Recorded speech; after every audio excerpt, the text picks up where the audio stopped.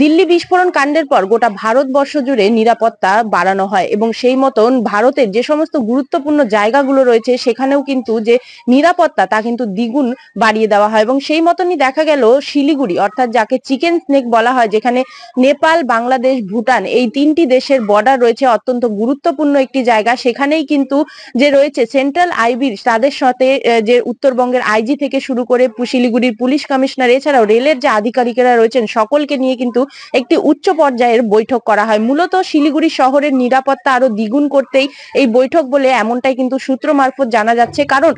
এই যে নিরাপত্তা যেখানে জোরদার দেওয়া হচ্ছে, মূলত এই যে চিকেন নেক অর্থাৎ উত্তর পূর্ব ভারতের যে প্রবেশদ্বার রয়েছে সেখানে যেন কোনো রকম ঘটনা না ঘটে সেদিকটা নজর রেখে এবং এখানে নিরাপত্তা যেন দ্বিগুণ করা হয় সেই দিকটা খেয়াল রেখেই কিন্তু মূলত বলা হচ্ছে যে এই যে উচ্চ পর্যায়ের বৈঠক সেই বৈঠক সারা হচ্ছে। কারণ আমরা দেখেছি দিল্লি বিস্ফোরণ কাণ্ডের পর থেকে কিন্তু বিভিন্ন জায়গায় যে রেড অ্যালার্ট জারি করা হয়েছিল এবং তারপরে শিলিগুড়িতেও কিন্তু যে পুলিশ প্রশাসন থেকে শুরু করে বিভিন্ন দপ্তরের যে আধিকারিকেরা রয়েছে তারা কিন্তু নড়ে চড়ে বসেছিল এবং জায়গায় জায়গায় নাকা তল্লাশি থেকে শুরু করে সমস্ত কিছু কিন্তু জোর কদমে চলছিল। সেখানে দাঁড়িয়েই এই সেন্ট্রাল আইবির সাথে যে বৈঠক সেই বৈঠককে কিন্তু অত্যন্ত গুরুত্বপূর্ণ বলেই কিন্তু মনে করা হচ্ছে। কারণ শিলিগুড়ির মতন একটি জায়গা যেখান থেকে উত্তর পূর্ব ভারতের প্রবেশদ্বার, যাকে চিকেন স্নেক বলা হয়, যেখানে এত গুরুত্বপূর্ণ তিনটি